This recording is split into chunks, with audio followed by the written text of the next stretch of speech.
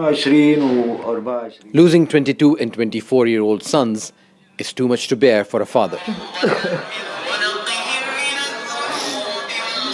Jamal was displaced from the Sukari neighborhood of Aleppo. Before talking about his sons, he showed us how the city was subjected to barrel bombs, airstrikes, and looting by Assad's gangs known here as Shabiha. He says his military fatigues were donated by a fighter and owns 2 sets of clothes, so he can wear one when the other is being washed.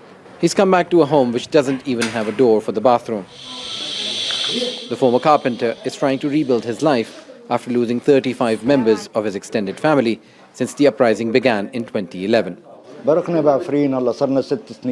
We lived 6 years in Afrin, and we are here in the free Aleppo again. I hope the situation now in Aleppo will be better, God willing.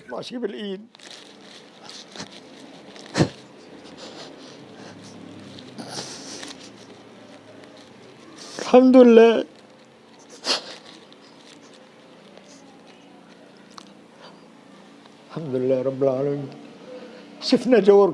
I remember my sons who were killed. I can't describe how noble they were. They were respected and loved by our neighbors. They dedicated themselves to the freedom of Syria.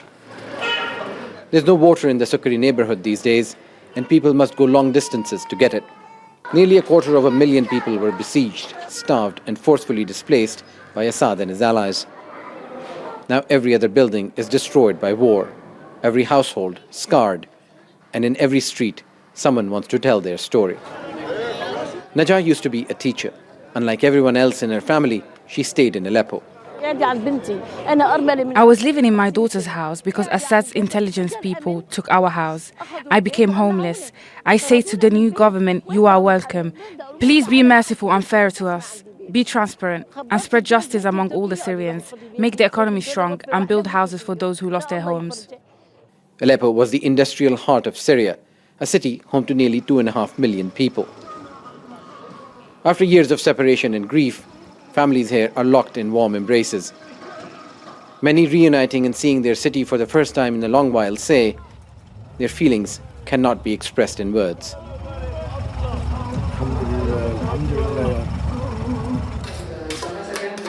Those who can afford it have already begun rebuilding. Abu Omar wants to move out of his father's small apartment.